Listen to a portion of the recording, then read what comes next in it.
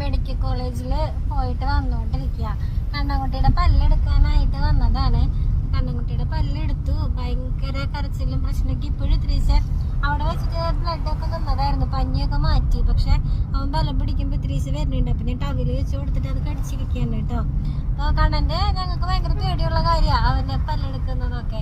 പക്ഷെ അതിനേക്കാളും പ്രശ്നമായി ഇവിടെ വേറൊരാള്, കല്യാണിക്കുട്ടിയുടെ പല്ലിന് ചെറിയൊരു കേടുകളും കാര്യങ്ങളൊക്കെ ഉണ്ടായിരുന്നു. പക്ഷെ കുറെ പല്ലുകൾക്ക് ഉണ്ട് അങ്ങനെ. അപ്പൊ അവൾക്കൊരു പല്ലിന് ഭയങ്കര പെയിനൊക്കെയാണ്.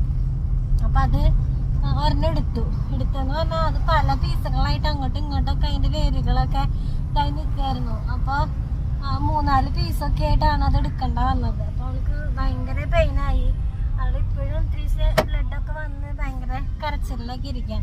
കണ്ണൻ ഇപ്പൊ ഇത്തിരി ബ്ലഡ് വരുന്നുണ്ട് കേട്ടോ. കഴുത്തിലൊക്കെ ബ്ലഡ് ഉണ്ട് കുറച്ച് ഉണ്ട്. അത് കുറച്ച് കണ്ടെടുക്കണേ.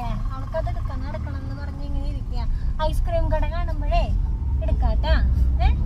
ഐസ്ക്രീം വാങ്ങിത്തരാൻ പറഞ്ഞിട്ടുണ്ട് ഡോക്ടർ. കണ്ണൻ്റെ ഇവിടെ നിന്ന് ചെറുതായിട്ട് ബ്ലഡ് ഇങ്ങനെ വരുന്നുണ്ട്. അപ്പം ബലം പിടിക്കുന്ന കാരണം കേട്ടോ അങ്ങനെ ബ്ലഡ് വരുന്നത്. അവള് കരയരുതിട്ടാ. തല എടുക്കാണ്ട് അവിടെ കിടന്ന് വാ. അവിടെ കിടന്നു തല എടുക്കണ്ട കേട്ടാ. പാരസെറ്റമോൾ ആന്റിബയോട്ടിക് ഒക്കെ ഉണ്ട് കണ്ണൻകുട്ടിയുടെ. അവൻ തുറന്നു വരുന്നില്ല. നല്ല ഇത്തിരി ബ്ലഡ് വരുന്നുണ്ട്. അവന് ബലം പിടിച്ചിട്ട് അപ്പൊ വന്നിരുന്നില്ലല്ലോ പിന്നെ ചേട്ടാ.